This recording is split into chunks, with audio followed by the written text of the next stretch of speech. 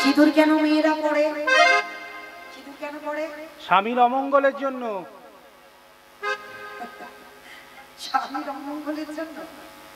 খারাপ বলেনি বাবা, এখন আর মঙ্গল টঙ্গল হচ্ছে, খুব হচ্ছে এখন আর বাবা সিঁদুরের দাম এত বেড়ে গেছে, বাজারে একটা লিকুইড কুমকুম পাওয়া যায়।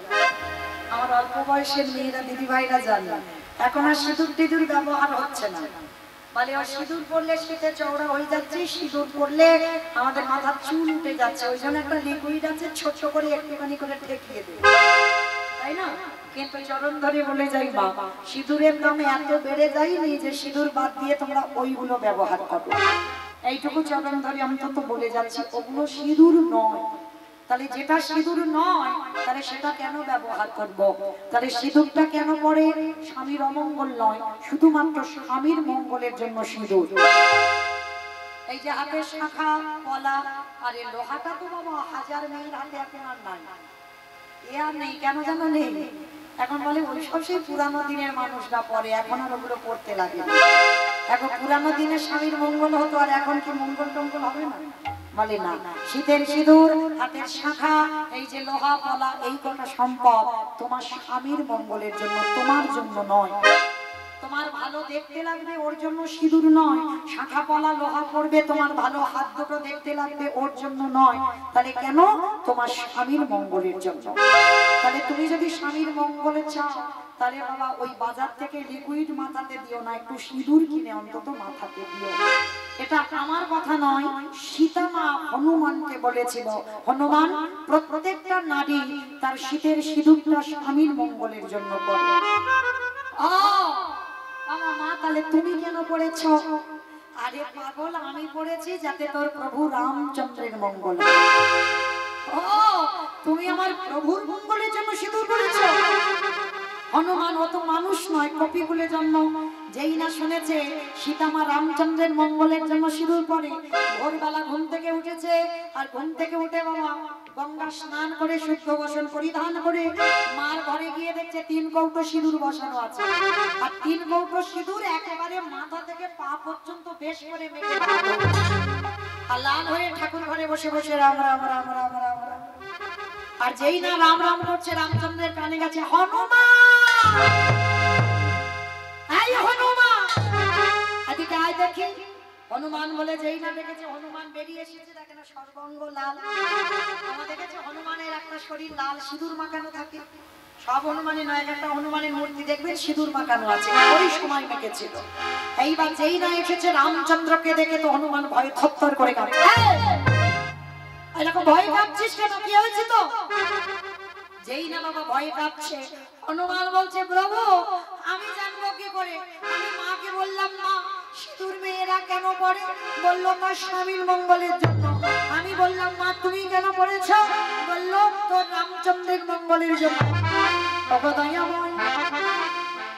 মা যদি ওইটুকু সিঁদুর মাথায় দিলে তোমার মঙ্গল চাইতে পারে। আরে হনুমান সকালবেলা গঙ্গা স্নান করে মাথা থেকে পা পর্যন্ত ভালো করে সিঁদুর মেখে ভালো ভালো না জানে কত মা বলো না জানি কত মঙ্গল হলো, একেবারে বলো বলো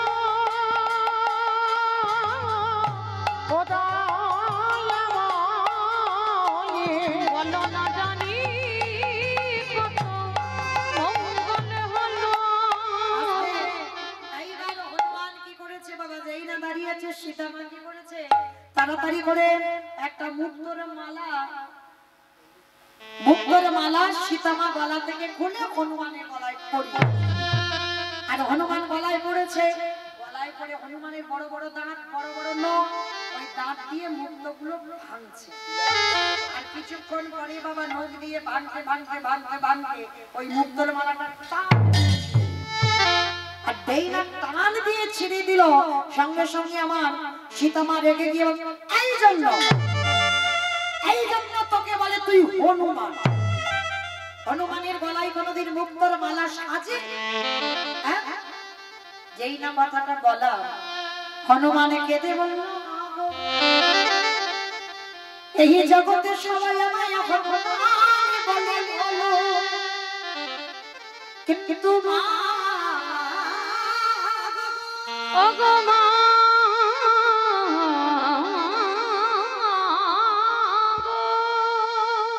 তুমি আমায় এখন বলো না। নানা হনুমান বলো না।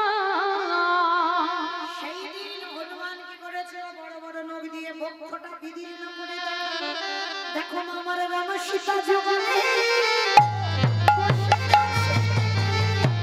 ওই না হৃদয় মন্দিরে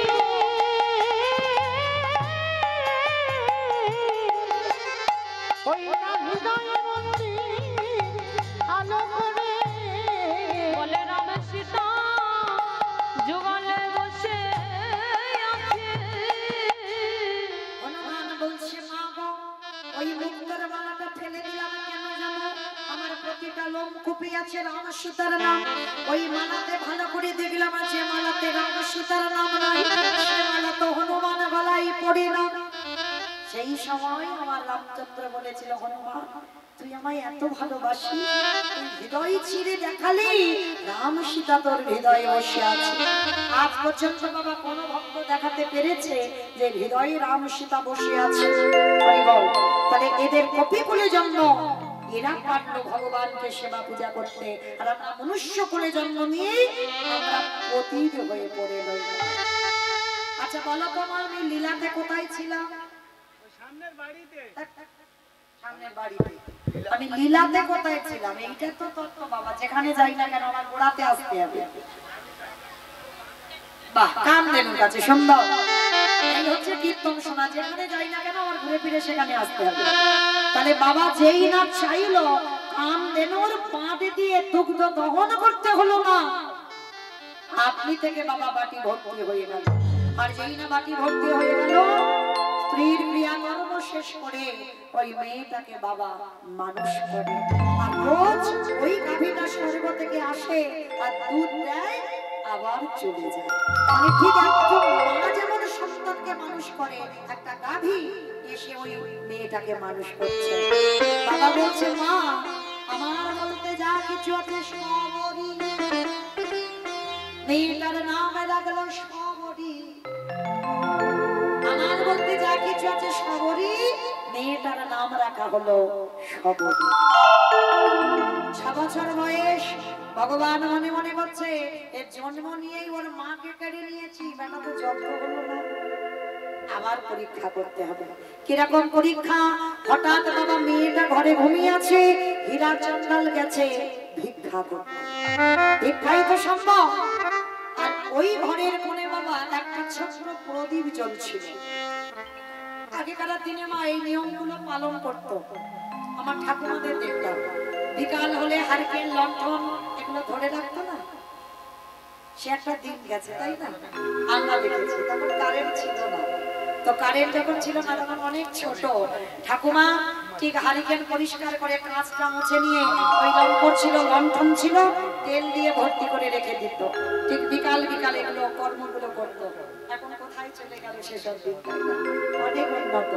তো আজকে আগেকার দিনের মানুষরা ঘর কোনোদিন দিনের বেলা হোক আর রাতের বেলা হোক, ঘর কোনোদিন অন্ধকার রাখতো না।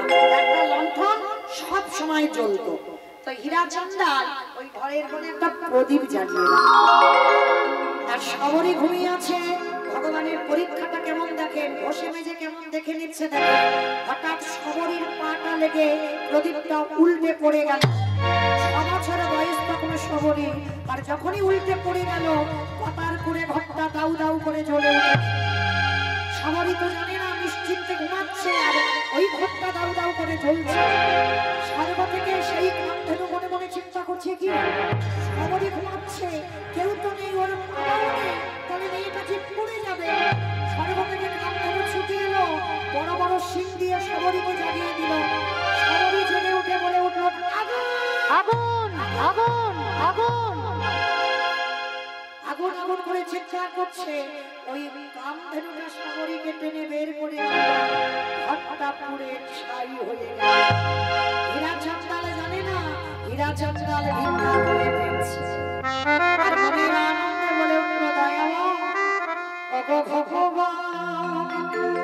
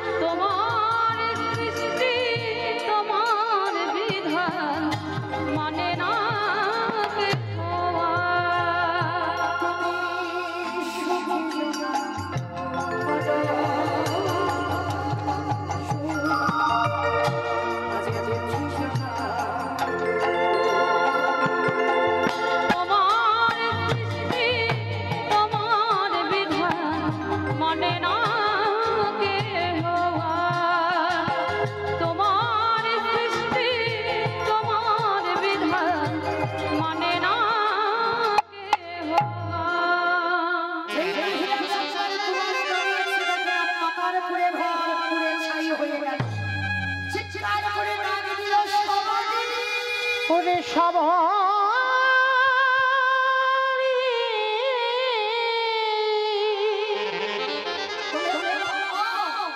প্রথমে তুমি আমার স্ত্রীকে কেড়ে নিয়েছো, তারপরে তুমি আমার ঘর কেড়ে নিয়েছো, তারপরে তুমি আমার সবরীকে কেড়ে নিয়েছো। এবার আমার পালা তো, তোমাকে আমায় নিতে হবে না। আমি আসছি তোমার ওই সরজুরি জলে আমি প্রাণ ত্যাগ করবো। হীরা চন্দ্রাল সবে ধাম দিতে যাবে, আর হঠাৎ দেখলো কি জানো,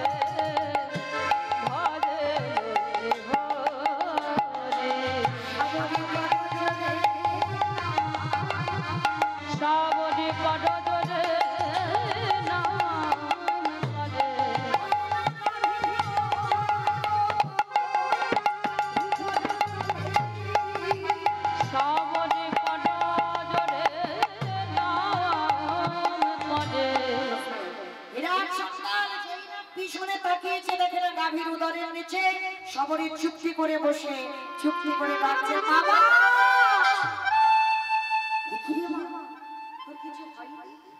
হবে কেন? দেখতে পাচ্ছ না আমি কার নিচে বসে আছি?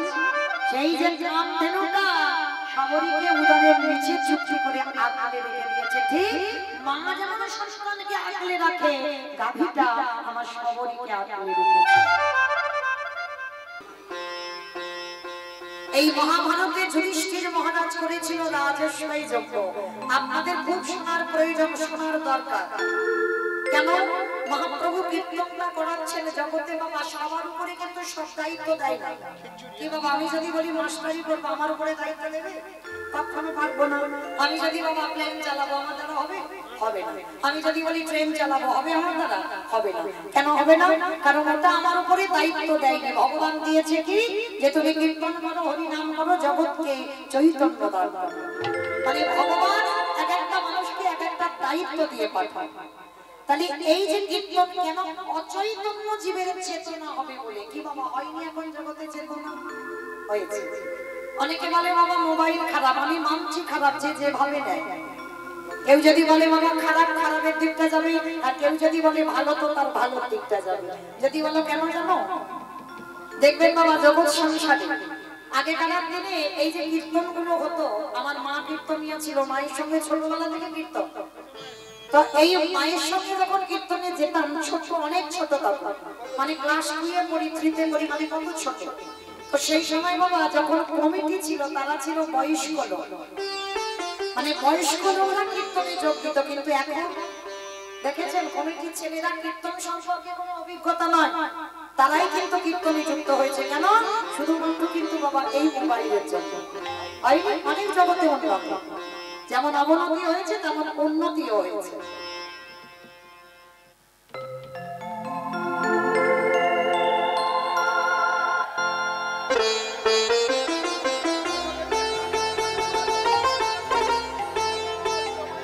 নিতাই গৌর কৃষ্ণ প্রমাণ। হরি বল, হরি বল, হরি বল।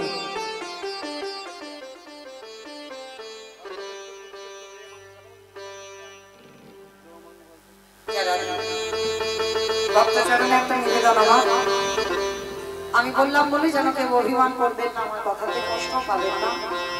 যারা যারা কিছু দেবেন, দান করবেন, কীর্তনের শেষে আপনাদের জন্য একটু দাঁড়াবো।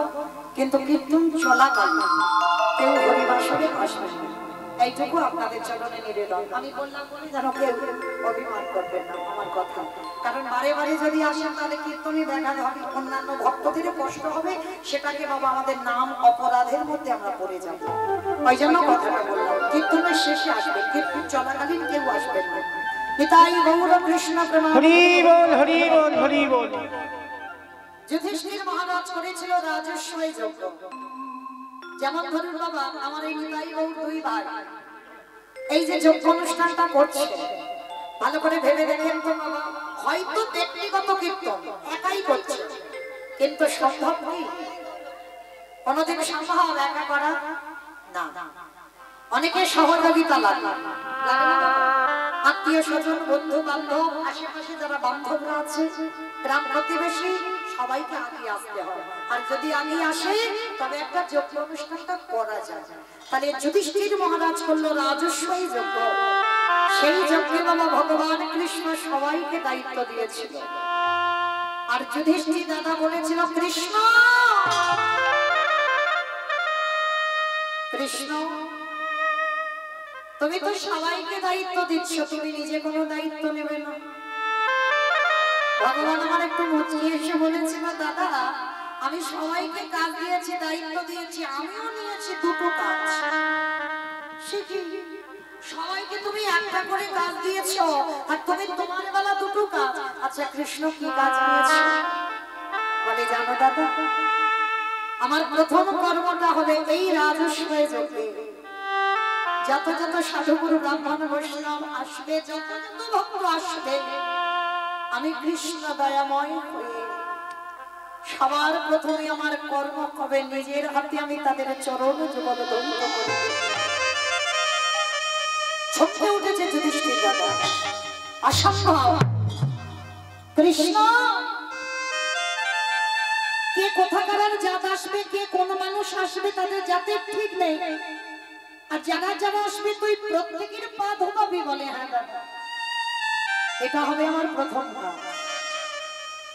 আচ্ছা মাইরা এই জায়গাটা একটু ভালো করে অনুভব করে দেখেন তো, যিনি বিশ্বের স্রষ্টা মালিক ভগবান, যার কোনো কিছু অভাব ছিল না, যে মনে করলে বাবা একটা সেকেন্ডে পৃথিবীটাকে লয় প্রলয় করে দিতে পারে, যার ইচ্ছাতে মরা গাছে ফুল ফোটে, যার ইচ্ছাতে শুকনো গাঙে উজানো, সেই ভগবান আজকের রাজস্বই যজ্ঞে পা ধোয়াচ্ছে কেন?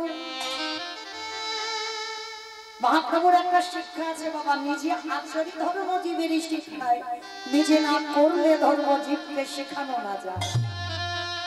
এই যে কথাটা বাবা আমরা মোটামুটি প্রায় সব কীর্তনিয়া বলবো, দেখবেন সব কীর্তনিয়ারা বলে নিজে আচরি ধর্ম জীবের শিখায়, নিজে না করলে ধর্ম জীবকে শেখানো না যায়।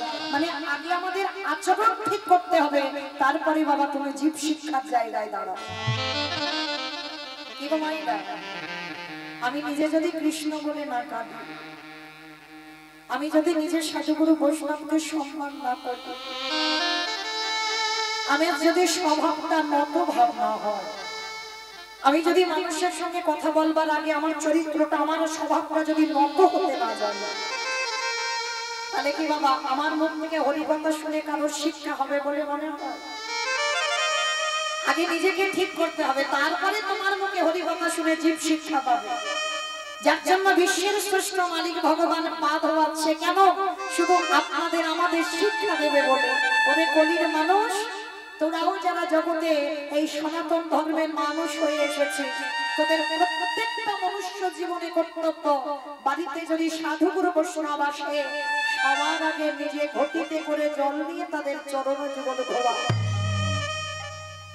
বাবা আগেকার দিনের নিয়মগুলো মা ঠাকুমারা মানত, আর এই আমাদের মতো মেয়েরা বাবা যত টিভি সিরিয়াল দেখে তাদের মতো আচরণ হয়ে যায়। কিন্তু না গো মা, এই অধম কীর্তনিয়া চরণ ধরে বলে যায়, বাড়িতে যদি গুরুদেব আসে, সাধুগুরু বৈষ্ণব আসে, চেষ্টা করবেন বাবা নিজের হাতে তাদের চরণ যুগল ধৌত করে দিতে। সাধুগুরু বৈষ্ণব গুরুদেব যদি বছরন্তর না পান, বাবা মা তো আছে, শ্বশুর শাশুড়ি তো আছে, এই কথাটা বললে বাবা অনেক জায়গায় বলি তো সবাই একটু হাসে, যেই বলবো সঙ্গে সঙ্গে হাসি পায়। কেন হাসে? কলিযুগ তো, এক কলসির জলে 7 কলসি ভরেছিল, আর 7 কলসির জলে এখন আর 1 কলসি ভরে। একটা মায়ের স্তনদুগ্ধ সেবা করে 500 ভাই বোন বড় হলো, আর সেই মায়ের পেটের ভাত জোগাড় করতে গিয়ে 5 ছেলে ভাগাভাগি করে দিল। হয় না বাবা? তাহলে জগৎ সংসারে লক্ষ্য করে দেখে এই বাবা মা যে কি বলতো এটা আমি বলছি না, ভাগবত যারা জ্ঞানী তারা জানবে। ভগবান কৃষ্ণ সুদামাকে বলেছিল, সুদামা সবার আগে বড় গুরু হলো যে যার ঘরের বাবা মা। আচ্ছা বলেন তো বাবা, ভগবান তো একবারও বলেনি সবার আগে আমি কৃষ্ণ বড় গুরু। ভগবান তো নিজেকে জাহির করেনি যে আমি সব থেকে বড় গুরু। সবার আগে বাবা মাকে জায়গা দিয়েছে, সবার আগে মা, তারপরে বাবা। ভেবে দেখেন তো কোথায় ছিলেন আপনারা, আমরা কোথায় ছিলাম? শূন্যে ঘুরে বেড়াচ্ছিলাম, বাবা কৃপার বিন্দু দিল, মা 10 মাস কত যন্ত্রণা ভোগ করে গর্ভে ধরে রাখলো। তার মতো দরদি, তার মতো কৃপাময়ী আর কি কেউ আছে? তাই সবার চরণ ধরে এই অধম কীর্তনিয়া বলে যায়, চেষ্টা করবেন বৎসরে একবার। আমি বলছি না যে রোজ রোজ করো, বৎসরে একবার। যেমন তোমরা প্রতিনিয়ত ভগবানের সেবা করো, ভগবানের জন্মাষ্টমী ব্রত করো, রামনবমী করো, একাদশীর উপবাস করো, অনেক ব্রত পালন আমরা করি, ঠিক তদ্রূপ সারা বছরে একবার বাবা মাকে সিংহাসনে বসিয়ে ভগবানের গলায় যেমন মালা দিয়ে, ওইবার বাবা মাকে বসিয়ে দুটো মালা দিয়ে নিজের হাতে চরণ ধৌত করে বৎসরে একবার বাবা মাকে নিজের হাতে একটু খাইয়ে দিও।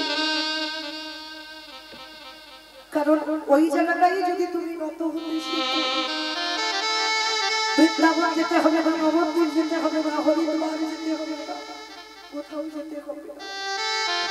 ভগবান বলেন সারা জীবন সে হাজার অন্যায় করলেও যারা বাবা মাকে সেবা পূজা করে, হাজার অপরাধও যদি করে, সারা জনম আমি ভগবান সেই ভক্তের দাস। ও যে ভক্তি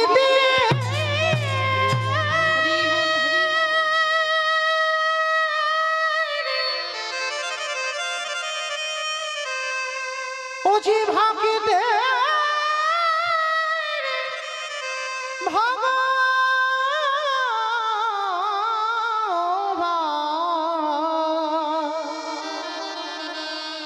ও যে ভক্ত ছাড়া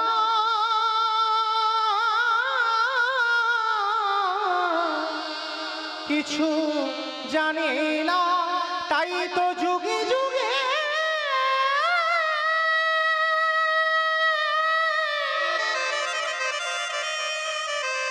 তাই তো যুগে যুগে ও যে ভক্তের কাছে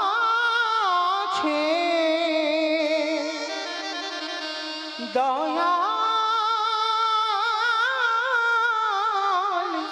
ছুটে আসে। জগৎ সংসারে ভগবান আজকের এসে দাঁড়িয়েছে কোথায়? বিশ্বের শ্রেষ্ঠ মালিক ভগবান জগৎকে শেখালো ভক্তদের চরণ ধৌত করতে। আর যেই না ভক্তদের চরণ ধৌত করে শিখিয়েছে যে তোমরাও আমাদের মতো আচরণ করো জীব শিক্ষার নিমিত্তে, শুধু পা ধোয়ালো না, আরো একটা কাজ করেছিল। কি কাজ জানো? যারা যারা যজ্ঞে প্রসাদ পেয়েছিল, কৃষ্ণ দয়াময় নিজের হাতে এঁঠো পাতাগুলো নর্দমায় ফেলেছে। অনেকে আছে বাবা এই ভক্তরা প্রসাদ পেলে এঁঠো পাতাটা ঘাটতে একটু ঘৃণা বোধ করে, আবার অনেকে বলে স্নান করতে হবে। ওই যে এঁঠো পাতাগুলো পরিষ্কার করেছি, স্নান করতে হবে, তবে বাবা সব এঁঠো না। ওই কেউ যদি অনুষ্ঠানে মাছ মাংস খেয়ে যায়, ওই এঁঠো ঘাটতে কোনো কাজ হবে না।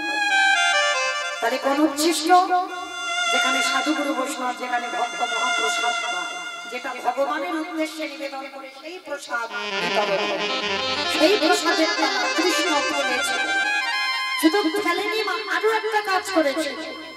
ভক্তরা প্রসাদ পাচ্ছে আর উচ্ছিষ্টগুলো লেগে আছে, এঁঠোতে লেগে আছে, এঁঠো পাতাতে এঁঠো আছে, আর ওই উচ্ছিষ্ট তুলে নিয়ে কৃষ্ণ আমার সারা গায়ে মাখছে। আলাদা থেকে যুধিষ্ঠির দাদা দেখে বলেছিল, কৃষ্ণ এটা তুই কি করছিস? কে কোথাকার কোন জাতের মানুষ আসছে তার ঠিক ঠিকানা নেই, কে নিচু জাত কে উঁচু জাত, আর সবার পা ধরছিস ঠিক আছে, সবার এত পাতা ফেলছিস ঠিক আছে, কিন্তু কৃষ্ণ আমি আড়ালে দেখলাম তুই আড়ালে গিয়ে এঠোগুলো সাদা গায়ে মাখছিস কেন? এই নোংরাগুলো তুই কেন মাখছিস? ভগবান হেসে বলেছিল, দাদা এ তো আমার কর্মফল। সে কি কৃষ্ণ তুই আমার পাপ করিস? করি না, সবাই পাপ করে, সবার বিচার আমি করি। আর বাবা যে বিচারকের জায়গায় বসে সে যদি অন্যায় করে, সে যদি পাপ করে, তাহলে তার বিচার করবে কে? ভগবান বললেন আমার বিচার কাউকে করতে লাগে না, আমার বিচার আমি নিজেই করি। সে কি কৃষ্ণ তুইও আমার পাপ করিস? কি আমার পাপ করেছিস কৃষ্ণ? মানে দাদা পাপটা তো আমি দাপরিতে করি না, পাপটা করেছিলাম ত্রেতা যুগে রঘুপতি রামচন্দ্রের অবতার। রাম অবতারে পাপ করেছিস? কি পাপ? বলে জানো দাদা আমি নিজের হাতে একটা মুনিপুত্রকে হত্যা করেছি। মুনিপুত্র সে কে? বলে বিশ্বের সবার মনে ছেলে যার নাম ছিল রাবণ রাজা।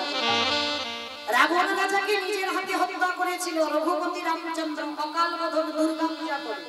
জানো তো যে দুর্গা ঠাকুর আপনারা দেখতে যান আশ্বিন মাসে, ওই দুর্গা পূজাটা করেছিল রঘুপতি রামচন্দ্র। কেন করেছিল? শুধু রাবণকে বধ করবার জন্য। আর ওই দুর্গা পূজাটা করেছিল রাবণ রাজা। তাহলে কত বড় ভক্ত ছিল এই রাবণ। তবে বাবা একটা কথা বলি, আমরা রাবণের একটাই কথা আপনারা চলতি কথা মেনে নেন, অনেক সংসারেও বলবো। কথাটা কি না, তুই হলি আমার ঘর শত্রু বিভীষণ। বলি না তুই আমার খাস, আমার বাড়ি থাকিস, আর আমার বাড়ির গল্পগুলো লোকের কাছে বলে বলে তুই হলি ঘর শত্রু বিভীষণ। কিন্তু মাইরা এটা আমাদের কথা নয়, আমারও কথা নয়, কথাটা বলেছিল রাবণ রাজা লঙ্কার মাটি। কবে বলেছিল জানো? যেদিন বাবা ঘোষণা হয়েছিল যারা যারা রাম নাম করবে তাদেরকে মৃত্যুদণ্ড দেওয়া হবে। আর এই ভয়ে পড়ে বাবা কেউ রাম নাম করতো না, সবাই ভয়ে ভয়ে ঘরে চুপি চাপি থাকতো। আর কিন্তু ওই বিভীষণ মানে রাবণ রাজার ভাই বিভীষণ রাতের অন্ধকারে কাউকে কিছু না বলে জানালা দরজা ভিতর থেকে বন্ধ করে দিয়ে ওই রামচন্দ্রের ছবিটাকে বুকে জড়িয়ে ধরি সারা রাত শুধু খারাপ খারাপ বলে ওরে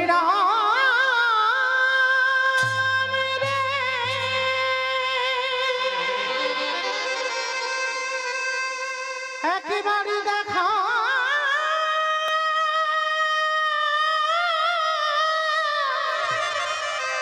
দেখা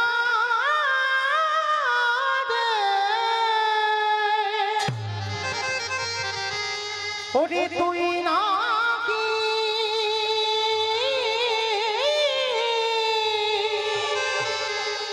ভক্তি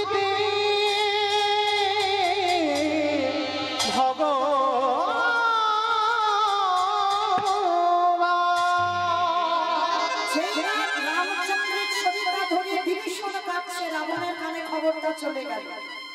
রাবণ রাজা রাগান্বিত হয়ে বলে, এত বড় সুবার্তা আমার ভাই হয়ে সে কি আমার শত্রুর নাম করে?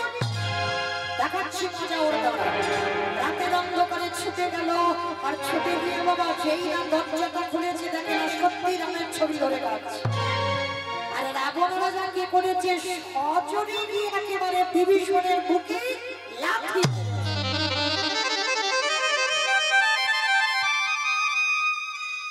এই জায়গাটা একটু আস্বাদন করবেন বাবা। ভাই ভাই যদি কেউ থাকো, এই রাবণ আর বিভীষণের চরিত্রটা তাদের শোনা খুব দরকার, খুব প্রয়োজন। এগুলোই তো বাবা জীব শিক্ষা, এগুলো তো সমাজের শিক্ষা। এই যে গৌরমিতা এরা তো ভাই, কীর্তনটা করছে। এ জগতে ভাই ভাই কেমন হই আমরা? ভাইয়ে ভাইয়ে লাঠালাঠি হয়, ভাইয়ে ভাইয়ে খুনোখুনি হয়, ভাইয়ে ভাইয়ে জায়গা জমিতে শিল পোতা হয় না? বেড়া দিয়ে দেওয়া হয়, এটা তোর জায়গা, এটা আমার জায়গা, ভাই ভাই জায়গা ভাগাভাগি হচ্ছে। আবার দেখবেন বাবা, ভাই ভাইয়ের মামলা পর্যন্ত চলে, পাঁচিল তুলে দেওয়া হয়, এক ভাই আর এক ভাইয়ের মুখ পর্যন্ত দেখে না। এক ভাই যদি মরেও যায় আর এক ভাইয়ের এতে কোনো যায়ও আসে না। হৃদয়ে এতটুকু কোনো অনুতাপ থাকে না যদি ছোট ভাই মরে যায় বা বড় ভাই মরে যায়। কিন্তু মায়েরা, এগুলো আপনাদের সঙ্গে হয়, এগুলো আমার সঙ্গে হয়। রাবণ বিভীষণ এরা এমন ভাই নয়। ভাই ভাইয়ের কেমন চরিত্র হওয়া উচিত বাবা শিখে নেন। আশীর্বাদ করে যাবেন। এরা দু ভাই যে কীর্তন করাচ্ছেন, এদের যেন স্বভাবটা, এদের চরিত্রটা মৃত্যুর আগের দিন পর্যন্ত যেন এমনই থাকে। যেই না সজনী লাথি মেরেছে, একটা কথা মনে রাখবেন বাবা, বড় দাদা মানে পিতার সমান, আর বড় দিদি মানে মায়ের সমান। হয়তো তুমি ছোট হয়ে অন্যায় করোনি, বড়ই অন্যায় করেছে, তুমি জানো, সমাজের লোকও জানে বড়জন অন্যায় করেছে, কিন্তু বাবা শাস্ত্র কোনোদিন বিধান দেয়নি তুমি ছোট হয়ে বড়র গায়ে হাত দাও। এ বিধান নাই। হয়তো তুমি ছোট অন্যায় করোনি, বড় তোমাকে মারতে পারে, হয়তো তুমি দোষ করোনি, বড় হাজারবার তোমাকে মারতে পারে, কিন্তু ছোট হয়ে ভগবান বিধান দেয়নি তুমি বড়র গায়ে হাত তোলো। আর যারা এই পাপ কাজগুলো করে বেড়ায়, ভগবান বলেন সেই পাপকে আমি জীবনেও ক্ষমা করি। ওই জন্য এইগুলো একটু খুব শোনা দরকার বাবা। তো আজকের যেই না রাবণ সজনী লাথি মেরেছে, ধুলাই পড়ে গেছে, আর যেই না ধুলাই পড়ে গেছে, আচমকা লাথি মারা তো আমায়রা বুকে লাগবে না, আচমকা তো পিছন থেকে এসে বাবা মেরেছে, হঠাৎ বুকের যন্ত্রণা, তবু কিন্তু কোনো প্রতিবাদ নয়, ধুলা থেকে হামাগুড়ি দিয়ে উঠেছে বিভীষণ, উঠে রাবণ রাজা দাঁড়িয়ে আছে। রাবণ রাজার দুটো চরণ বিভীষণ আগে বুকে জড়িয়ে ধরেছে। দাদা, তুমি যেমন বুকে লাগবে, তোমার এই দুটো চরণে ব্যথা লাগে দাদা গো।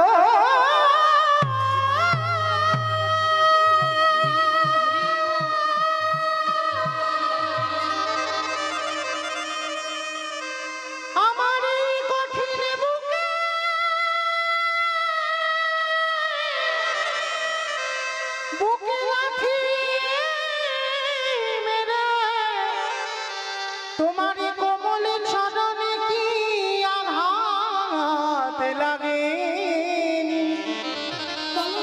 দাদা গো, একেবারে বলো বলো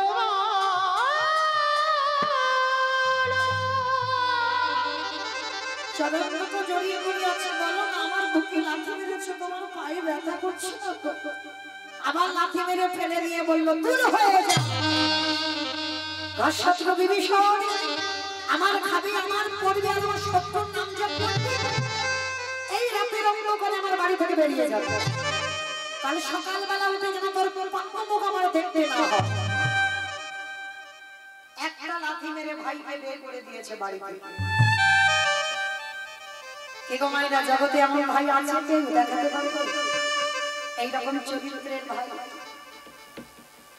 ছিল রামায়ণে আমার ভরত ভাই।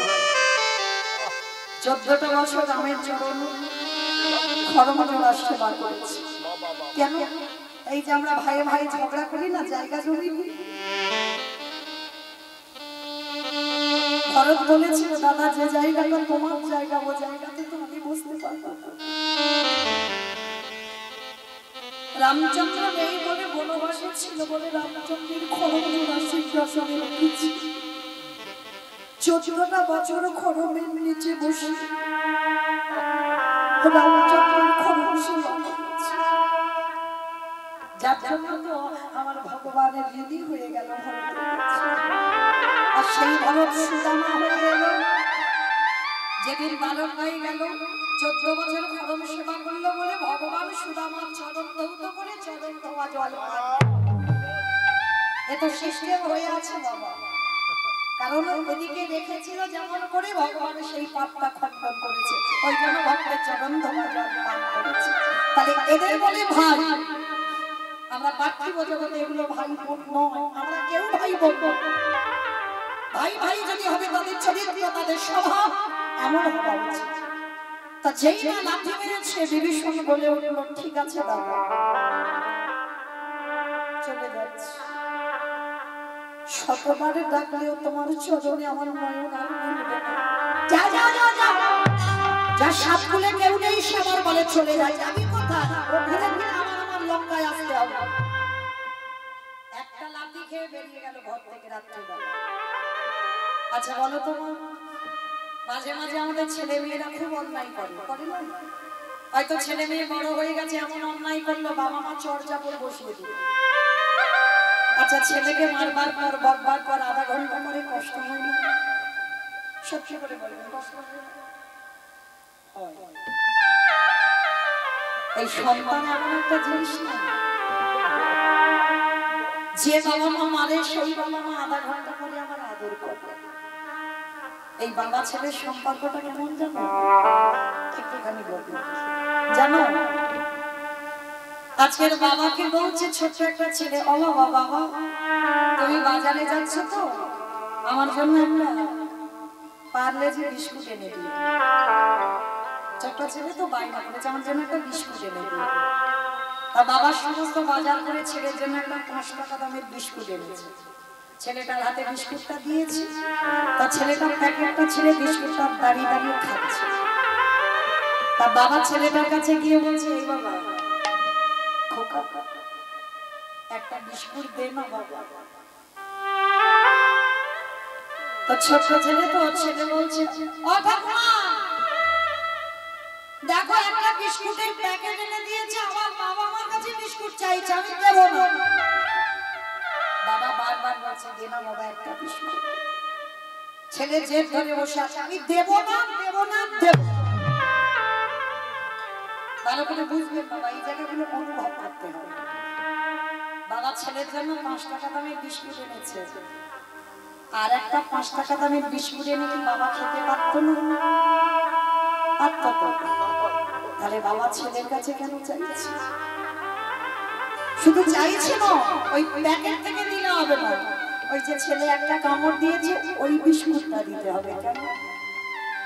ওই যে ছেলের থুতু লেগে আছে, ছেলের মুখে এঁটো লেগে আছে, ওই ছেলের হাত থেকে বাবা ওই বিস্কুটটা খাবে। বাবা কি করতে খিদের জন্য চাইছে না, বাবা ছেলের ভালোবাসাটা ঠিক সেই বাবা যখনই ছেলেকে কষ্ট দেয় আধা ঘন্টা পরে বাবা মাও কষ্ট পায়। তাহলে বাবা মা যদি কষ্ট পায় তাহলে রাবণ ভাইকে লাথি মেরে কষ্ট পাইবে? কষ্ট পাইনি, সারা রাত রাবণ ঘুমায়। কে বলে রাবণের চরিত্র ভালো নয়, রাবণ খারাপ লোক?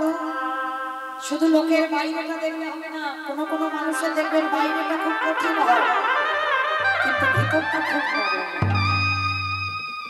আবার দেখবেন কোন কোন মানুষের বাইরেটা দেখলে খুব শান্ত খুব ভালো কিন্তু ভিতরটা খুব কঠিন। এটা হয়। তো রাবণটা যে ছিল তেমন, বাইরেটা কঠিন ভিতরটা নরম। ভাইকে তাড়িয়ে দিয়ে সারা রাত রাবণ ঘুমাচ্ছে, শুধু মনের ভিতরে একটাই কথা ভাবছে, না জানি ভাইটাকে লাথি মারলাম কোথায় না জানি গেল, ভোর হোক একবার দেখে আসবো ভাইটাকে। কারণ রাবণ তো ভালো করে জানতো ও আমার লাঠিটা খেয়ে কত দূর যাবে। এই জায়গাটা ভালো করে শুনবে। তা ভোর হতে না হতে বাবা একেবারে রাবণ রাজা গিয়ে দাঁড়িয়েছে কোথায়, যেখানে বিভীষণ চলে গেছে, গিয়ে ডাকছে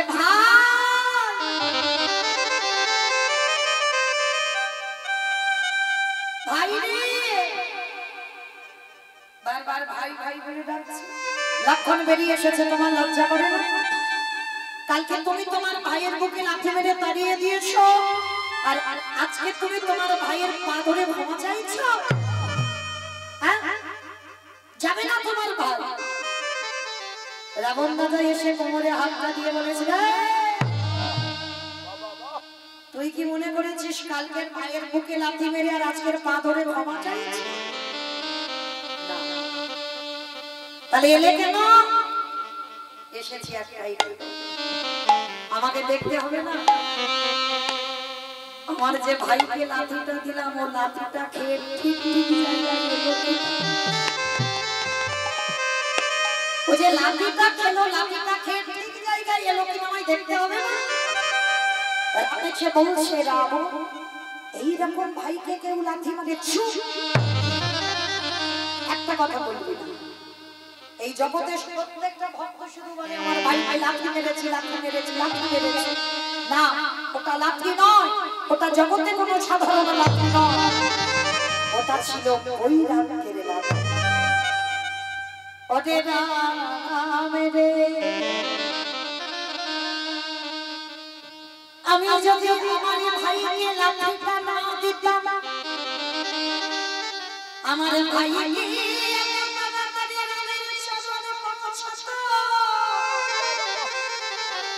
ওরে রাম রে, ওই লাঠিটা দিলাম না বল, আমার ভাই তোর চরণ তলে এসে ওরে রাম রে,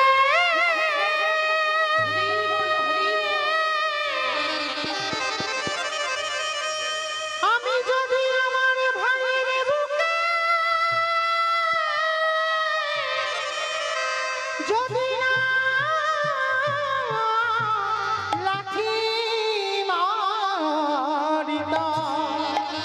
তবে কি এত তাড়াতাড়ি আমার ভাই তোর চরণে আসিতে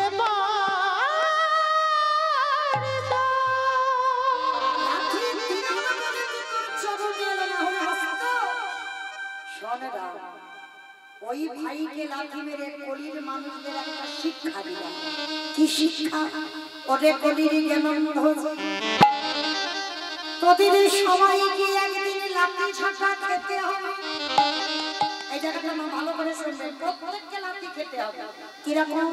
আজ আমাদের চরণ দুটো চলতে পারছে, তো হাত ধরে রোজগার করে সংসারে দিতে পারছ, তুমি চোখে দেখতে পাও, কানে শুনতে পাও, এই মনের নাম বলতে পারো, তোমার দশটাই প্রিয় চলছে, তাই সংসারে তোমার কদর যখন ভালোবাসছে, কিন্তু যেদিন তুমি আর ভালো করে তোমাকে পারবে না, যেদিন মুহাতে ধরে রোজগার করে দিতে পারবে না, যেদিন তুমি চোখে আর ভালো করে কিছু দেখতে পারবে না, আমি আর ভালো করে কিছু শুনতে পারবে না, যেদিন জিহ্বাতে কিছু আর ভালো করে বলতে পারবে না, যেদিন বিছানায় পায়খানা প্রস্রাব করবে, এই সমস্যা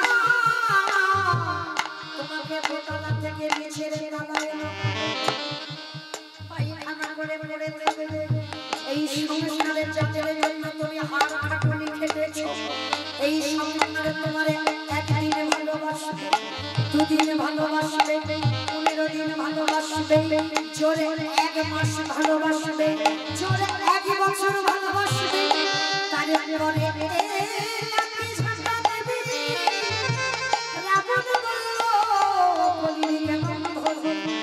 শিশুকালে কৃষ্ণ ভজে কৃষ্ণ বাবার আসে, যৌবনকালে কৃষ্ণ ভজে আসে বা নয় আসে, বৃদ্ধকালে কৃষ্ণ ভজে যৌবনকাল আসে। সময় থাকতে থাকতে যারা গোবিন্দ চরণ আঁকড়ে ধরবে, তাদের তো সংসারে আর লাঠি ঝাঁটা খেতে হয় না।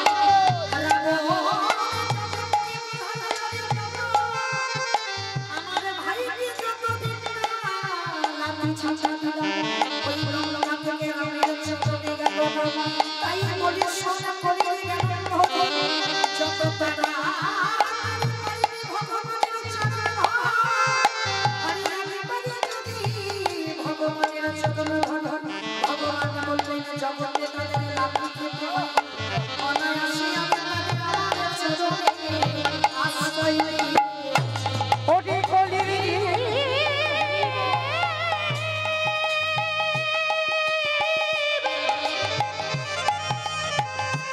তোদের হাতে ধরে তোদের পায়ে পড়ে বলি তোরা সময়ে থাকতে